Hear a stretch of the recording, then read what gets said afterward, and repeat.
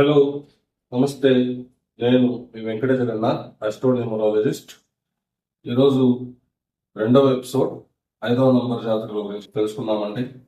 5, 14, 23వ తేదీ పుట్టిన వాళ్ళని 5వ నంబర్ జాతకులు అంటారు.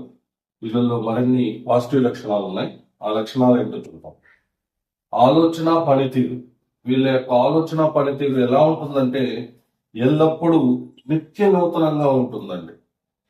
ఇప్పుడు కొత్తగా ఆలోచిస్తుంటారు. వాళ్ళు పనితనం కూడా కొత్తగా చేసుకుంటారు. చేసే పనిని మామూలుగా కాకుండా కొత్తగా చేసుకుంటారు. తక్కిన వారికన్నా అంటే మిగిలిన వారికన్నా డిఫరెంట్ గా ఉంటుంది వీళ్ళ ఆలోచన కానీ, వీళ్ళ యొక్క పనిచేసేటటువంటి తత్వం కానీ. అలా ఇలాగే న్యూ మెథడ్స్ ఉంటాయి, న్యూ కాన్సెప్ట్స్ ఉంటాయి. వాళ్ళు ఎప్పటికప్పుడు న్యూ మెథడ్స్, న్యూ కాన్సెప్ట్స్ ఆచరిస్తారండి. ఆచరించి దానికి చూపెడతారు. నెక్స్ట్, వీళ్ళు అన్ని రంగాల్లోనూ వీళ్ళు ఉంటారు. 5వ నంబర్ వాళ్ళు ఏ రంగంలోనో తీసుకోండి, ప్రతి రంగంలోనూ వీళ్ళు ఉంటారు. సో అలాగే ఆ రంగంలో ఉండడమే కాకుండా ఆ రంగంలో వీళ్ళ ద్వారా కావాల్సినంత అభివృద్ధి, ప్రగతి సాధించి పెట్టి ఉంటారు.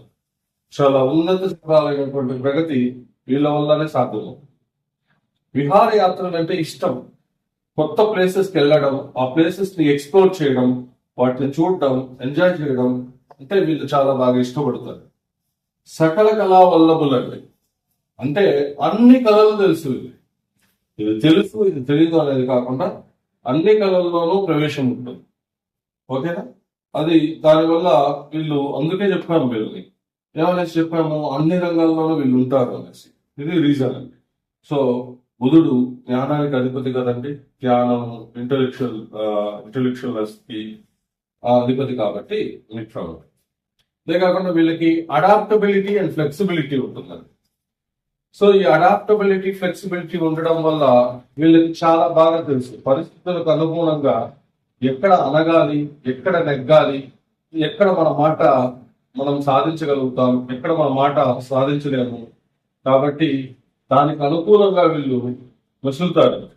వాళ్ళ కదలికలు కానీ, వాళ్ళ బిహేవియర్ కానీ ఈ విధంగా ఉంటుంది. సో గొడవలు, తగవులు వీరికి గిట్టబడ్డారు. ఎలాంటి గొడవలు కానీ, తగువులకు వెళ్ళడము, పేచీలు పెట్టుకోవడము వీళ్ళకి పెద్దగా గిట్టవు. సో దూరంగా ఉంటారు అనమాట వాటికి. సో అలాంటివి ఏమన్నా గొడవలు, తగవులు ఉంటే వీళ్ళు చాలా నీటిలో చేప ఎలా అయితే జారుకుంటుందో అలా మెల్లగా ఆ గొడవల తగవులు నుండి జారుకుంటారండి. సో అదండి. కొత్త విషయాలు ఎప్పటికప్పుడు నేర్చుకుంటూ ఉంటారండి. బుక్స్ చదవడం కావచ్చు, ఇంటర్నెట్ కావచ్చు, ఏదో ఒక విషయంలో సోర్సెస్ ద్వారా కొత్త విషయాలు నేర్చుకుంటూ ఉంటారు. కొత్త విషయాలను ప్రపంచానికి ఇస్తూ ఉంటారు.